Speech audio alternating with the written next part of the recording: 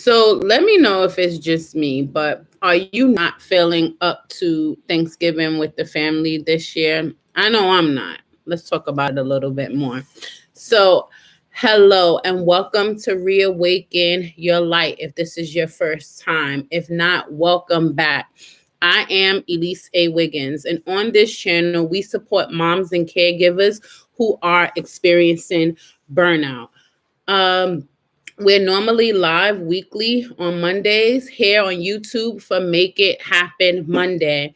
And we're live on LinkedIn for Workplace Wednesdays weekly at 11. That's for moms and caregivers who are in the workforce and may be experiencing burnout.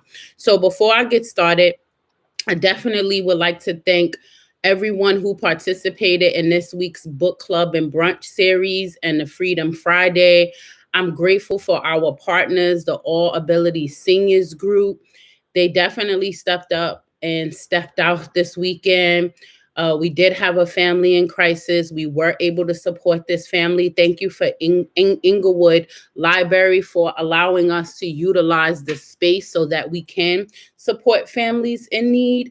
Also, too, thank you to the Bergen Community College students who volunteered to work with the children, the students from Lodi High School and from Janice Demis Middle School in Englewood. So thank you to you all for participating. I have to say, every month, I feel like I'm learning something new. It's almost as if, again, if you were to ever show up to a book club and brunch series, you wouldn't distinguish me from any other of the other participants because we're all like together in a group. Thank you to Starbucks of Englewood for your donation. Thank you to Chick-fil-A of Englewood for your donation. The children love the nuggets and the adults love the nuggets too. And Lakeland Bank for your generous donation. Also, too, this month we had a representative from Bergen Community College's foundation where she came in and she shared all of the scholarships and the monies that's available if you are a mom or caregiver and you're in the Bergen County area of New Jersey and you're interested in going back to school. Tons of resources. Comment below and let me know if you're interested. We can connect and I can share some resources with you. So I just have to say thank you to everyone who was involved. Now, let's get to today's video. So originally, I was going to speak about confidence, and comment below and let me know if you would still like for me to do a video about confidence, because if that's the case, I'll just do the video for next week, right? But today, because Thursday is Thanksgiving, I felt the need to discuss family. So back in 2018, I used to teach at Bergen Community College. And at the time, I believe I was teaching a class called Family and Sociology. So it talks about the different, aspects of family and how everything plays into society. And I had a couple of students who said to me, Professor, I don't want to spend the holidays with my family. They're so toxic. I felt uncomfortable around my family members, and I wish that I wasn't forced to spend the holidays with them. And I honestly felt that. And I think that year in particular, I worked. At the time, I used to work for a juvenile detention center in the Bronx. And I think I went there on Thanksgiving just to be with the juvenile delinquents for Thanksgiving, just to show some love and support, right? Nobody wants to be locked up during the holidays. But fast forward, getting to today. When I was contacted by a cousin of mine a couple of weeks ago, last month, like, hey, what you doing for Thanksgiving? Let's all get together and be with the family. Let's make food or whatever. My first response was no. And why is that? So one thing about me is I'm the type of person where my grandmother used to say this. She said, I'm going to give you a rope so long that eventually you'll hang yourself. And the thing with me is I give people a lot of chances. Comment below and let me know if you're like me, you give people more chances than they even deserve. And when it came to certain family members, I just felt like I was giving them too many chances. And then this one particular incident happened where it impacted my children in a very negative way. And here we are, fast forward today. I'm very selfish with myself. Like, if I don't want to go, if I don't want to be bothered, I'm not held to, oh, well, that's your cousin, your mother, your father, your aunt, your sibling, your whoever. If I don't choose to be around this person's company or presence, it's just not going to happen. So I'm saying that to say that you too don't have to feel obligated to be around people just because you're related by blood that make you feel unworthy, that make you feel unloved, that make you feel uncomfortable, that are just downright toxic. But you continue these relationships in the name of love, right? This is your family, and family should be, and family whatever. But let me offer you a new perspective today. And this is something I even shared with the college students at the time back in 2018. Family is love. Family is not always blood. I'll say that again. Family is love. Family is not always blood. So I got to take it scripturally for you. There were several times in the Bible, and let me know if you're interested in knowing about this, because I'll drop these scriptures too, where Jesus did not respond to his own brothers, where Jesus did not respond to his mother, right?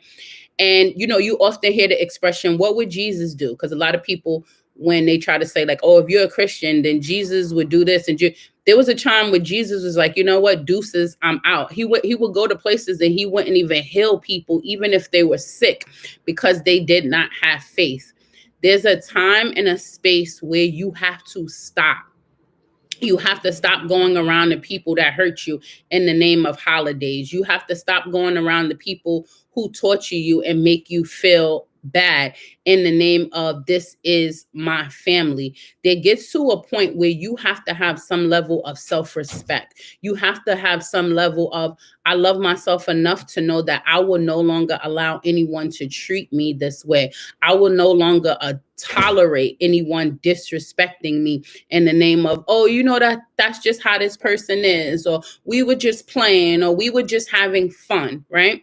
So if this Thursday, let's just say you have to be alone, don't feel bad about that either, right? Because I think there's an expression that says rather be alone than to be in than to be in bad company or corrupt company. I believe that's a proverb. But stop feeling like you have to be around people or you have to fit in.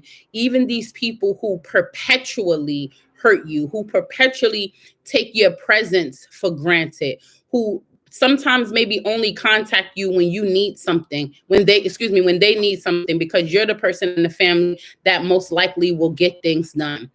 If you are spending the holidays alone this season, or you just slimmering it down, I offer you to meditate. Take some time and do some real deep dive and self-reflection. Do you want to take these same behaviors and habits into the next year?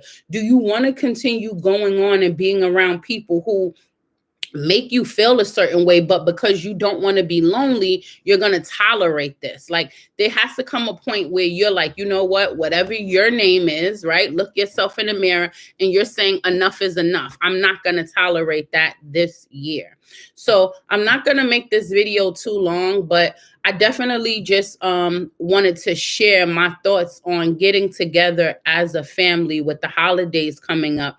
And, if just to let you know, you're not the only one who, quote unquote, doesn't want to be bothered. You're not the only one who's okay in your own company, where you don't have to spend the holidays being miserable and being uncomfortable for the sake of family. So this is Elise A. Wiggins. I'm grateful that, you stayed this long, and comment and let me know how you're going to spend your Thanksgiving. Have you decided to say, you know what, not this year, I'm not going to do the whole family thing? Or if you are spending the holidays with your family, what are some rule breakers? What are some deals? Like, okay, this is how far we're going and we're not going to allow this.